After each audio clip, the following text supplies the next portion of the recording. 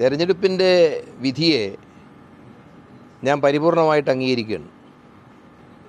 തെരഞ്ഞെടുപ്പിൽ ഒറ്റപ്പാലം അസംബ്ലി നിയോജക മണ്ഡലത്തിൽ UDFൻ്റെ സ്വതന്ത്ര സ്ഥാനാർത്ഥിയായി മത്സരിച്ച ഞാൻ പരാജയപ്പെട്ടു. രണ്ടാമനായി LDFൻ്റെ സ്ഥാനാർത്ഥിയാണ് ജയിച്ചത്. അത് ജനാധിപത്യ പ്രക്രിയയിൽ തെരഞ്ഞെടുപ്പിൽ കൂടുതൽ വോട്ട് കിട്ടിയ ആളുകൾ ആരാണോ അവർ ജയിക്കും. ആ വിധിയെ ഒരു സാമാന്യ മര്യാദ വെച്ച് പൂർണ്ണമായും എല്ലാവരും അംഗീകരിക്കേണ്ടതാണ്. ഞാനും അത് അംഗീകരിക്കുകയാണ്. പിന്നെ ഈ തെരഞ്ഞെടുപ്പിൻ്റെ ഒറ്റപ്പാലം അസംബ്ലി നിയോജക മണ്ഡലത്തിൻ്റെ തെരഞ്ഞെടുപ്പ് ഫലത്തെ വിശദമായ പരിശോധനയ്ക്ക് വിധേയമാക്കാൻ വേണ്ടി ഞങ്ങൾ ആലോചിക്കുന്നുണ്ട്. നിങ്ങളും പരിശോധിക്കണം. ഒരുപാട് വോട്ടുകൾ SIR വന്നതിൻ്റെ ഭാഗമായിട്ട് ഒരുപാട് വോട്ടുകൾ വർദ്ധിച്ചല്ലോ. അതിലെത്ര വോട്ടാണ് CPMന് വർദ്ധിച്ചത്? LDFന് എത്ര വോട്ട് വർദ്ധിച്ചു? 500ഓളം വോട്ടുകളാണ് CPMനാകെ വർദ്ധിച്ചത്. എന്നിട്ടും ഇത്രയും വലിയ ഭൂരിപക്ഷത്തിലേക്ക് LDF എത്തിയത് എന്തുകൊണ്ട് എന്നതിനെ സംബന്ധിച്ചിടത്തോളമുള്ള പരിശോധനയാണ് ഞങ്ങളുടെ മുമ്പിൽ ഏറ്റവും പ്രധാനപ്പെട്ട ഒരജണ്ട. അത് ഞങ്ങൾ ഗൗരവമായിട്ട് പരിശോധിക്കാൻ ചെയ്യും. മറ്റ് കാര്യങ്ങളൊന്നും പറയാൻ ആഗ്രഹിക്കുന്നില്ല. ഈ വിധിയെ അംഗീകരിക്കുന്നു. മറിച്ച് ഞാൻ നേരത്തെ പറഞ്ഞിരുന്നത് പോലെ കേരളത്തിനാകെ ഒരു UDF അനുകൂല തരംഗമാണ് ഉണ്ടായിട്ടുള്ളത്. UDFന് അനുകൂലമായി നിലവിലുള്ള ഭരണം മാറണമെന്നൊരു വലിയ വികാരം കേരളത്തിലെ ജനങ്ങൾ പൊതുവായി പ്രകടിപ്പിച്ചിട്ടുണ്ട്. അതിനനുസരിച്ച് ഞങ്ങളുടെ കണക്കുകൂട്ടലുകളെപ്പോലും അതിലംഘിച്ചുകൊണ്ടുള്ള വലിയ മുന്നേറ്റം ഐക്യജനാധിപത്യ മുന്നണിക്ക് കേരളത്തിൽ ഉണ്ടാക്കാൻ സാധിച്ചു. അത് ആവേശകരമാണ്. അതിനനുസൃതമായി ജനവിധി മാനിച്ചുകൊണ്ടുള്ള ഒരു ഭരണം തന്നെയായിരിക്കും വരാൻ പോകുന്ന കാലത്ത് 5 കൊല്ലക്കാലം കേരളത്തിൽ ഉണ്ടാകാൻ പോകുന്നത് എന്ന കാര്യത്തിൽ പരിപൂർണമായും ഞാൻ ഉറച്ച് ആ പ്രതീക്ഷയിൽ തന്നെയാണ് ഞങ്ങളെല്ലാം നിൽക്കുന്നത്. അതെ അതെ അതെ അതെ അതെ അതെ അതെ അതെ ഇപ്പോൾ CPIMൻ്റെ നിലപാടുകളിൽ പ്രതിഷേധിച്ചുകൊണ്ട് പുറത്തു വന്ന സഖാവ് G. സുധാകരൻ, കുഞ്ഞികൃഷ്ണൻ, അതുപോലെ തന്നെ ഗോവിന്ദേട്ടൻ ഉൾപ്പെടെയുള്ള ആളുകൾ ഈ തെരഞ്ഞെടുപ്പിൽ വിജയിച്ചു. അഭിമാനകരമായിട്ടുള്ള വിജയം തന്നെയാണിത്.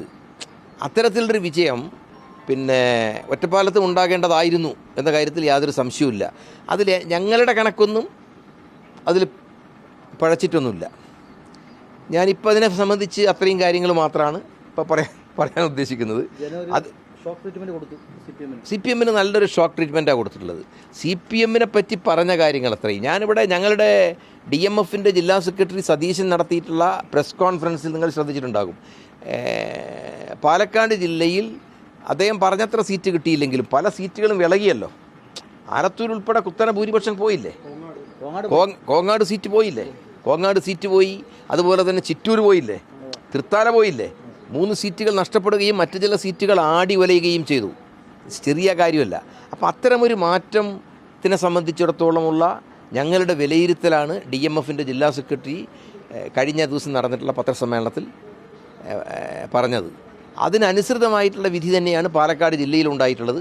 സംസ്ഥാന തലത്തിലാകട്ടെ വളരെ വളരെ അത്യാവേശകരമായിട്ടുള്ള ജനകീയ മുന്നേറ്റമാണ് ഉണ്ടായിട്ടുള്ളത്. ആ മുന്നേറ്റം ഒരു പുതിയ കേരളത്തിൻ്റെ പിറവിക്ക് തീർച്ചയായിട്ടും രൂപം കൊടുക്കും എന്ന കാര്യത്തിൽ എനിക്ക് പൂർണ്ണ വിശ്വാസമുണ്ട്. 100ഓളം സീറ്റുകൾ ഞാൻ പ്രതീക്ഷിച്ചത് ഒരു 90-92 സീറ്റുകൾ ഞാൻ പ്രതീക്ഷിച്ചിരുന്നു. അതിപ്പോൾ കേരളത്തിൻ്റെ പ്രതിപക്ഷ നേതാവ് പറഞ്ഞതുപോലെ 100-ൽ പരം സീറ്റുകൾ എന്നത് യാഥാർത്ഥ്യമായി മാറിയല്ലോ. അതെ അതെ അതെ അതെ അതെ അതെ അതാണ് കേരളത്തിലെ സാധാരണക്കാരനായിട്ടുള്ള മനുഷ്യൻ ഈ കാര്യങ്ങളെപ്പറ്റിയെല്ലാം, ഈ രാഷ്ട്രീയ കാര്യങ്ങളെപ്പറ്റിയെല്ലാം കൃത്യമായി പഠിക്കുന്നുണ്ട്. അവരെല്ലാം ഇത് മനസ്സിലാക്കുന്നുണ്ട്. അപ്പോൾ അതിനനുസരിച്ചിട്ടുള്ള ഒരു വിധി തന്നെയാണ് കേരളത്തിലാകെ ഉണ്ടായിട്ടുള്ളത്. ഇത് സംബന്ധിച്ച് ഞാൻ ഈ കഴിഞ്ഞ ദിവസം ഒരു ചാനലുകാരോട് പറഞ്ഞിട്ടുണ്ട്. കേരളത്തിൻ്റെ പൊതു രാഷ്ട്രീയത്തെ ഐക്യജനാധിപത്യ മുന്നണിക്ക് അനുകൂലമായി രൂപപ്പെടുത്തിയവരാരാണ് എന്നതിനെ സംബന്ധിച്ച് നല്ല വ്യക്തമായ ധാരണ ആ മുന്നണിക്ക് നേതൃത്വം കൊടുക്കുന്ന ആളുകൾക്കുണ്ടാവും.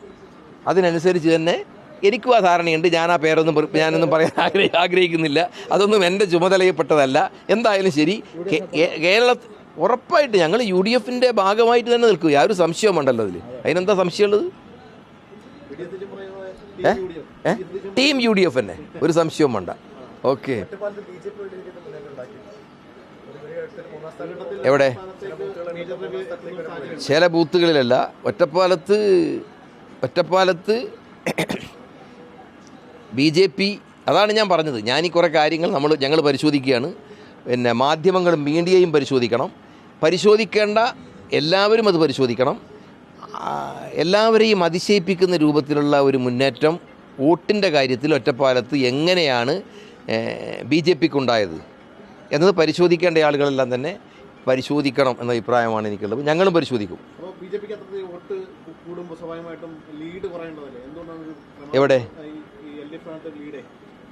LDF സ്ഥാനാർത്ഥിക്ക് നേരത്തെ കിട്ടിയ വോട്ടിൽ നിന്ന് ഞാൻ പറഞ്ഞത് 500ഓളം വോട്ടുകളാണ്. ഇത്രയും ആയിരക്കണക്കിന് വോട്ട് വർദ്ധിച്ചപ്പോഴും 500ഓളം വോട്ടുകൾ മാത്രമാണ് CPM സ്ഥാനാർത്ഥിക്ക് വർദ്ധിച്ചത്.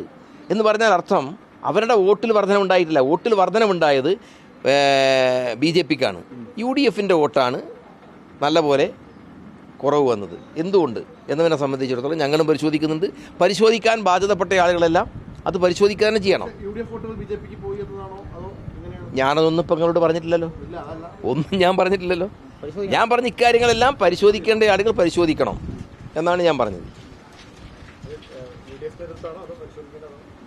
എല്ലാവരും പരിശോധിക്കണം. UDF നേതൃത്വം പരിശോധിക്കണം. പിന്നെ ഞങ്ങൾ പരിശോധിക്കുന്നുണ്ട്. നിങ്ങളും മീഡിയ എന്ന് പറയുമ്പോൾ സമൂഹത്തിൽ ഏറ്റവും ജാഗ്രതയോടുകൂടി ഇടപെടുന്ന വിഭാഗമല്ലേ. ജാഗ്രതയോടുകൂടി ജാഗരൂകമായി ഇടപെടുന്നൊരു വിഭാഗം എന്നുള്ള രൂപത്തിൽ മീഡിയയും ഇക്കാര്യങ്ങളെല്ലാം പരിശോധനയ്ക്ക് വിധേയമാക്കണം. അങ്ങനെയൊന്നും ഞാൻ പറയില്ല. അത് BJPയുടെ ഒരു സംഘടനാപരമായ രാഷ്ട്രീയമായ വളർച്ചയായിട്ടൊന്നും പിന്നെ ഞാനത് കണക്കിലെടുക്കുന്നില്ല. അങ്ങനെയൊന്നും ഒരിക്കലും ആവില്ല. അതാണ് പറഞ്ഞത്. എന്താ കാര്യം എന്നുള്ളത് നമ്മൾ പരിശോധിക്കണം. ഞങ്ങൾ പരിശോധിക്കുന്നുണ്ട്. അപ്പോൾ പിന്നെ എല്ലാവരും പരിശോധിക്കണം. അസ്വാഭാവികതയുണ്ട്.